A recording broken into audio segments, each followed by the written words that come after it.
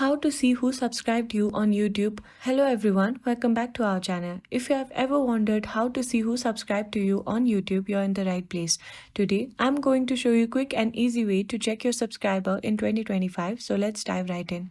First thing first, whether you are on your phone or PC, the process is pretty similar. However, if you're using your phone, you will need to open the browser and search for YouTube Studio, since the app does not allow you to see your subscribers directly. Kind of annoying, right? Once you're in the YouTube Studio dashboard, scroll down a bit until you see recent subscriber sections. In my case, I can't see any because nobody has subscribed to me yet. Go ahead and then, in your case, go ahead and click on See All. Here, you can see all your subscriber. It's currently set to show you the subscriber count, but you can also filter by the date they subscribed. You can choose to see your most recent subscribers and even go back to the very first one. You can filter the list by the last 90 days lifetime or even just the last 7 days. This is a great way to keep track of your growth and see who's supporting your channel.